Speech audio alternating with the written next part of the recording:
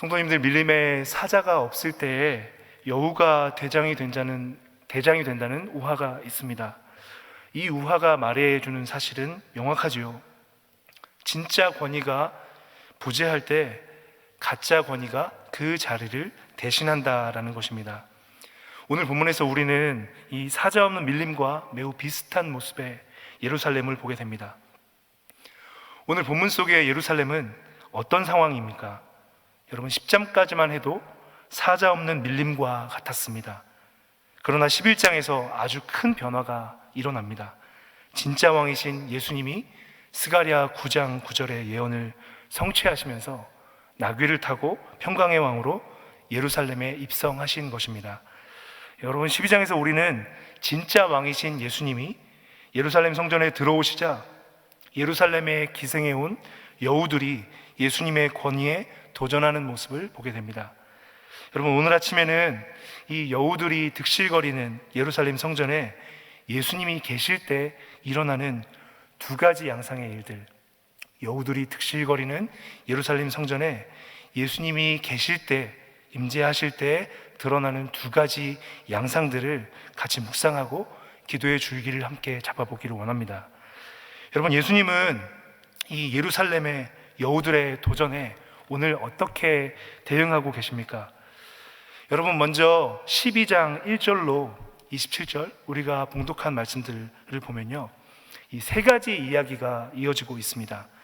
포도원 농부의 비유, 또 가이사의 것은 가이사에게 주라, 그리고 사두개인들이 일으킨 부활 논쟁입니다. 여러분, 예수님은 오늘 이 세 가지 속에서 공통적으로 한 가지 일을 행하고 계십니다. 산헤드린 공의에 이들의 권위의 실체가 어떤 것인지를 예수님은 드러내고 계십니다. 여러분, 산헤드린 공의회는 정교일치 사회였었던 당대 유대 사회에서 실질적인 권력자들이었습니다. 그들은 사두개파의 제사장, 그리고 바리새파의 서기관, 또 그 외의 장로 그룹으로 구성되어 있었는데요, 이들은 모세율법을 근거로 막강한 힘을 행사하는 살아있는 권력 자체였습니다. 여러분, 사도행전 9장에 보시면 회심하기 전에 사도 바울이 예수 믿는 자들을 잡아 죽이기 위해서 공문을 받아가는 장면이 나오는데요, 그 공문을 발행한 자들이 이 산헤드린 공의회 제사장 그룹이었습니다. 또 지난 10장에서 이혼 문제로 예수님을 힐난할 때에도 우리가 함께 확인한 사실이 있었습니다. 이들은 입만 열면 모세를 운운하며 자신들의 권위의 근거가 모세 율법에 있음을 자랑했습니다. 그러나 오늘 본문 세 가지 이야기 속에서 보여지고 있는 이들의 모습은 그와 정반대입니다. 그들은 모세 율법에 정통한 자들이 아니었습니다. 그들은 모세 율법과 시편 말씀으로 깨우치시는 예수님의 말씀 앞에 철저히 율법 앞에 무능한 자신들의 모습을 드러냅니다. 12장 10절로 11절입니다. 너희가 성경에 건축자들이 버린 돌이 모퉁이의 머릿돌이 되었나니 이것은 주로 말미암아 된 것이요 우리 눈에 놀랍다 함을 읽어보지도 못하였느냐 하시니라. 여러분, 제가 지금 앞부분을 건너뛰었는데요, 12장 10절, 11절은 한 가지 중요한 역할을 하고 있습니다. 예수님께서 앞서 포도원 농부 이야기를 통해 드러낸 그들의 속내가 있었죠. 주인이 보낸 종들을 죽이고 상속자인 아들까지 죽여서 포도원을 집어삼키려는 도둑심포입니다. 그 이야기를 앞에 1절부터 9절까지 했는데요, 이 10절과 11절은 이들의 속내를 확증하는 역할을 합니다.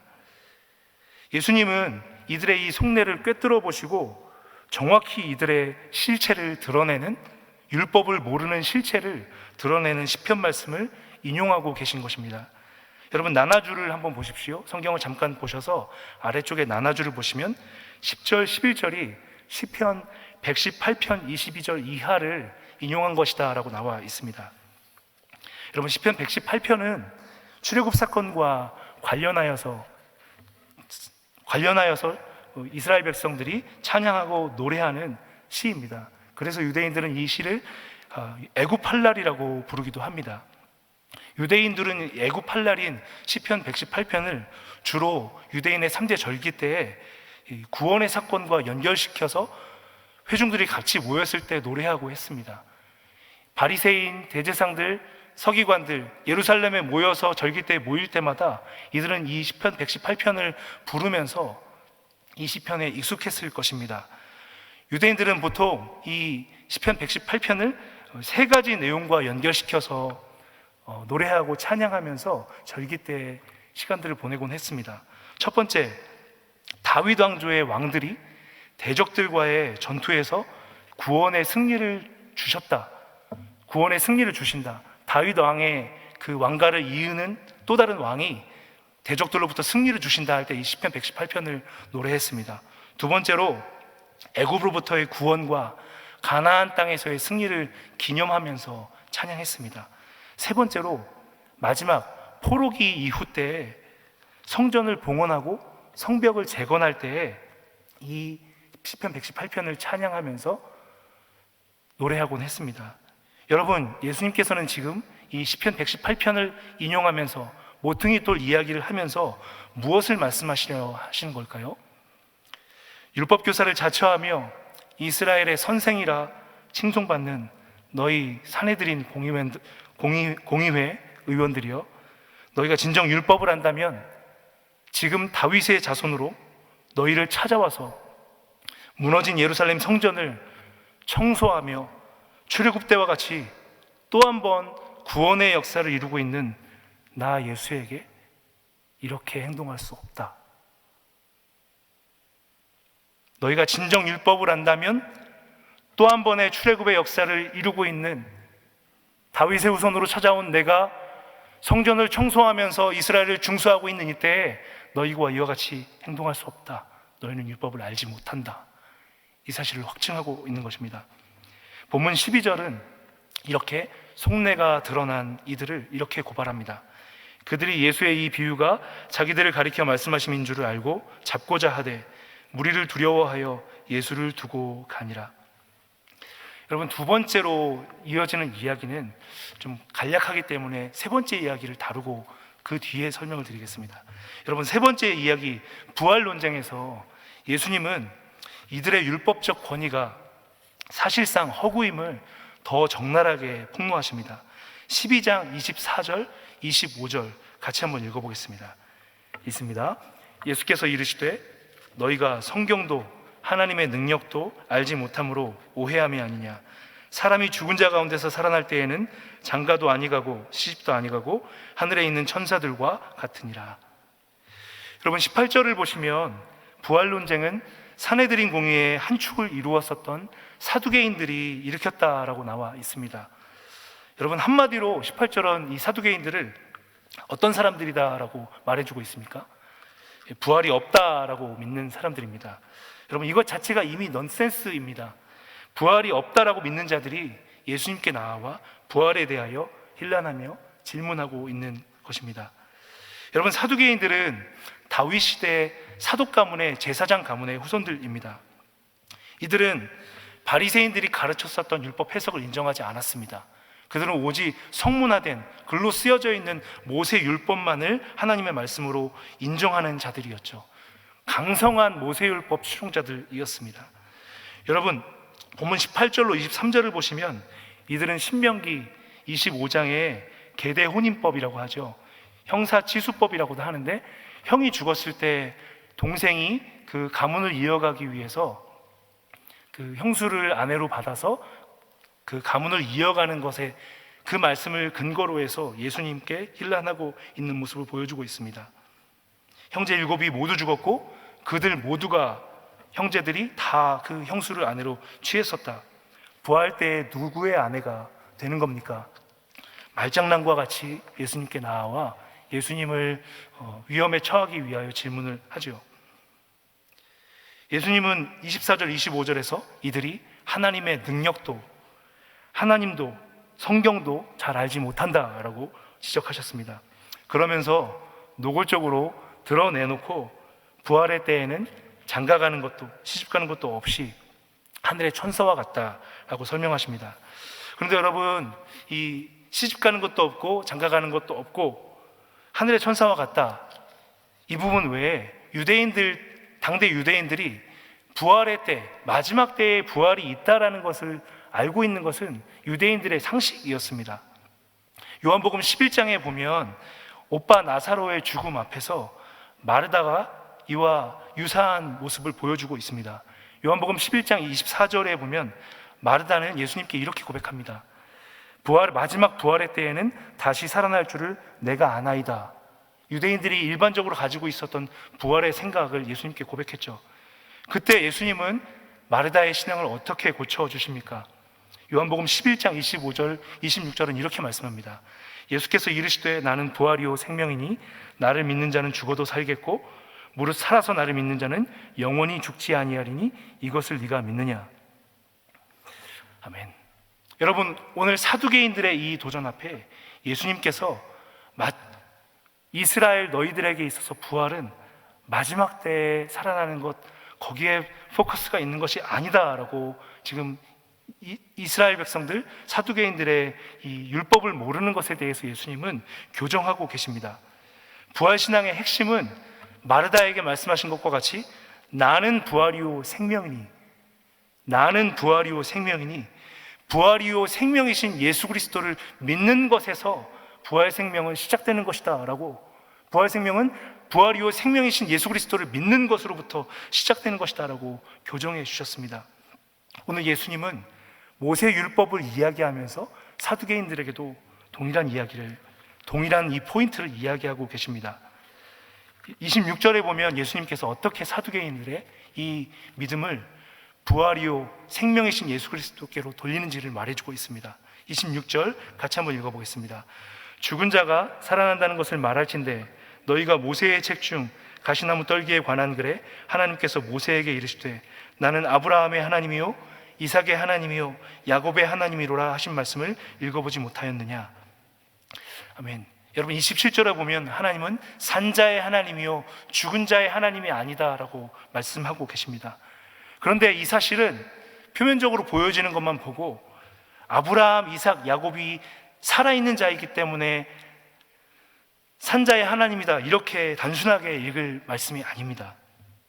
이 말씀이 참 어려웠습니다. 저도 어제 본문 말씀을 좀 읽고 연구하고 하면서 조금은 이 사실을 더 이해하고 깨닫게 된 것 같아서 너무 행복했습니다. 예수님은 이스라엘에게 있어서 부활과 생명은 어떤 것이라고 설명하고 계십니까? 죽은 자가 살아난다는 것을 말하신데 모세의 책 중 가시나무 떨기에 관한 그 글을 너희가 읽어보지 않았느냐라고 말하고 있죠. 예수님이 이렇게 설명하십니다. 하나님은 모세에게 아브라함과 이삭과 야곱의 하나님이다라고 자기 자신을 드러내시면서 당대 애굽에서 죽은 자들과 방불하였었던 이스라엘 백성들을 아브라함, 이삭, 야곱을 죽은 자와 같을 때 살려내신 것과 같이 죽은 자와 같았었던 애굽의 노예 생활에 있었던 이스라엘을 오직 하나님을 의지할 때 출애굽시키고 구원시키신 것과 같이 하나님을 믿는 믿음과 신앙 안에서 부활시키시고 생명을 주시는 분이시다라고 말씀하고 있는 것입니다. 단순하게 아브라함, 이삭, 야곱의 그들의 믿음으로부터 시작하는 것이 아니라 죽은 자와 같았던 아브라함, 그에게 99세 때 생명을 주셔서 그에게 생명을 이어가게 하시고 이삭과 야곱에게 하나님을 믿는 신앙 가운데 그 영적인 이스라엘이 살아나게 하는 것과 같이 하나님을 믿는 신앙으로부터 생명을 얻게 되는 것이 이스라엘이다라고 말씀하고 계신 것이죠. 여러분, 오늘 시간이 부족하여서 전체 이야기들을 다 살피진 못할 텐데요, 이 세 번째 이야기를 통해서 예수님께서는 이렇게 사두개인들이 율법 전통을 강조하고 이야기하지만 율법을 통해서 정말로 하나님께서 말씀하시고자 하는 것이 무엇인지 모르는 것을 드러내십니다. 두 번째 이야기 13절로 17절에서 가이사의 것은 가이사에게, 이 이야기는 우리에게 무엇을 가르쳐주고 있습니까? 이 바리새파, 당대 율법에 정통하였고 전문가들이라고 했었던 그들이 평소에 그렇게도 무시하고 세속적이다라고 비판했었던 헤롯 당원들과 연합하여서 예수님께 다가와 가이사의 것, 이 동전 어떻게 해야 되냐라고 질문하는 이 부분을 얘기하고 있습니다. 예수님은 이들에게 가이사의 것은 가이사에게 주라라고 하면서 무엇을 말씀하고 있습니까? 당대 이스라엘에게 또 오늘 우리에게 율법을 그들의 권위라고 삼고 있지만 결국 너희들이 힘으로 삼고 있는 것은 금권, 돈이구나, 힘이구나. 앞서 8장, 9장, 10장에서 십자가를 계시하시면서 예수님께서 경계시키신 것과 같이 헤롯의 누룩이 이미 이스라엘의 선생들이라고 하는 바리새인들 깊숙이 들어가 있는 것을 드러내고 있는 것이죠. 여러분, 이렇게 첫 번째로 예수님께서 성전에 계실 때 이 세 가지 이야기를 통하여서 당대 이스라엘의 율법의 권위라고 했었던 사내들인 공의회에 사두개인들, 바리새인들, 서기관들, 장로들의 모든 권위가 사실은 율법의 권위가 아니다라는 것을 드러내셨습니다. 그런가 하면 여러분, 오늘 본문 28절로부터 44절까지에는 예수님이 성전에 계실 때에 드러나는 빛의 역사들 또한 보여주고 있습니다. 예수님께서 예루살렘 성전에 들어오시자 어떤 일들이 일어납니까? 서기관이 찾아와서 율법 중에 가장 큰 계명이 무엇입니까? 라고 질문해 옵니다. 이웃을 사랑하고 하나님을 내 몸과 같이 사랑하는 것이 첫째요, 내 이웃을 내 몸과 같이 사랑하는 것이 둘째다. 율법의 정신이 예수님이 성전에 돌아오시자 곧바로 회복되는 역사를 보여주고 있습니다. 또 이어 유대인들이 희미하게 알고 있었던 다윗의 자손과 예수 그리스도의 관계에 대하여 명확한 예수 그리스도의 계시가 드러나죠. 마지막으로 가난한 과부의 헌금의 가치가 회복이 됩니다. 금권의 노예가 되어서 성전 안에서도 장사를 하고 성전 안에서 세속과 똑같은 방식으로 하나님을 예배하고 있는 그때에 그 가진 것 전부 두렙돈을 드리는 것, 그 아무것도 아닌 그것을 드리는 것이 하나님의 나라에 드린 가장 귀한 것이다 라고 예수님께서 성전에 계실 때 그와 같이 율법 정신이 회복되고 온전한 하나님의 나라의 가치들이 회복되는 것들을 보여주십니다. 사랑하는 성도 여러분, 오늘 예루살렘 성전에 예수님이 계실 때 드러나는, 마치 명암과 같이 드러나는 두 가지 양상을 우리가 살폈습니다. 오늘 우리가 어떻게 이 말씀을 가지고 기도할 수 있을까요? 하나님의 말씀이 우리 심령의 고작 가운데 임할 때 동일하게 오늘 이 명암의 역사들이 일어날 것입니다. 우리 속에 하나님의 말씀을 권위다라고 하고 있지만 다른 것들을 권위 삼아 말씀을 뒤로 제껴져 있는 부분들이 드러날 것입니다. 우리에게 소망이 있는 것은 하나님께서 그렇게 우리의 흑암과 그늘과 어둠만 드러내는 것이 아니라 빛의 역사 가운데 율법의 정신이 회복되는 것을 또한 곧바로 회복시키실 것입니다. 또한 우리가 드리는 작은 희생과 헌신들, 아무것도 아닌 것이다 라고 할 수밖에 없는 우리의 그 보잘것없는 희생들이 그래도 하나님의 나라에서 가장 가치 있는 것이다 라고 하나님께서 우리를 격려해 주시고 우리를 세워 주실 것입니다. 세상이 알지 못하는 비밀이지요. 다윗의 후손으로 오는 이가 어떻게, 다윗의 후손으로 오는 그 이에게 어떻게 다윗은 주라고 고백할 수 있겠느냐? 이 세상이 알지 못하는 비밀을 우리에게 오늘 허락해 주십니다. 성령으로 우리 안에 함께하고 계신 그리스도, 영광의 소망이 되신 예수 그리스도, 그분으로 인하여 오늘 우리 또한 예수 그리스도를 그리스도라 고백하며 하나님의 나라를 경험하는 은혜를 허락해 주실 줄로 믿습니다. 오늘 말씀을 기억하며 하나님, 내 마음 가운데 오시옵소서. 예루살렘 성전 가운데 오신 것과 같이 내 마음에 임하사 우리 속의 모든 어둠을 몰아내 주시고 빛의 역사 가운데 말씀의 권위가 세워지는 이 한 날 되게 해달라고 주님 잡고 같이 기도하도록 합니다. 기도합니다. 주여, 주여, 주여.